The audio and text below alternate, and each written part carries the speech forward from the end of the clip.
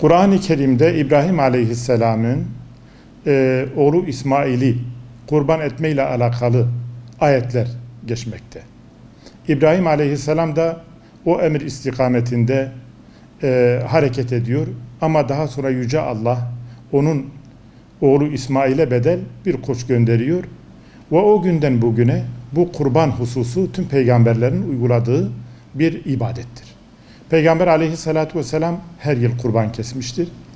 Biz de Peygamber Aleyhisselatü vesselamın sünnetine tabi olarak bu hususta kurban kesmeye devam etmekteyiz. Hanefi mezhebinde Kur'an-ı Kerim'in Peygamber Aleyhisselatü vesselama hitap eden ayetine dayanarak kurbanın vacip olduğu hükmü yer almakta.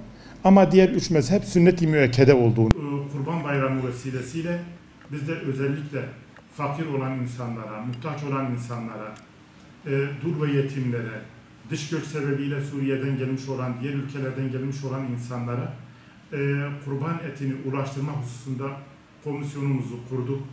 Hazırlıklarımızı tamamladık. Yüce Allah nasip ederse bayramın birinci gününden itibaren kurbanlarımızı keserek hem dış göç mağduru olan fakir insanlara, yetimlere, ilçemizdeki muhtaç olan yetim, dul, engelli ve muhtaç olan fakirlere, ayrıca eğitim kurumlarında yatılı olarak kalan öğrencilere, bunlara inşallah kurban etini ulaştırmış olacağız. Bu vesileyle yaklaşan kurban bayramı vesilesiyle şunu arz etmek isterim. Daha 10 günlük bir süre var. Bu müddet zarfında kurbanını kesmemiş olanların Türkiye Diyanet Vakfı'mıza kurban bağışında bulunabilme imkanı var. O hususta Türkiye Diyanet Vakfı aracılığıyla veya başka hayır kurumlarına bu hususta kurbanlarını bağışlayabilirler. Biz Türkiye Diyanet Vakfı Kızıltepe Şubesi olarak inşallah Kurban Bayramı'nın birinci gününde kurbanlarımızı kesmeye başlayacağız. Buradaki fakirlere ulaştırmaya çalışacağız. Kurban kesme hususunda halkımızın biraz daha duyarlılığının artmasını talep ediyoruz, bekliyoruz.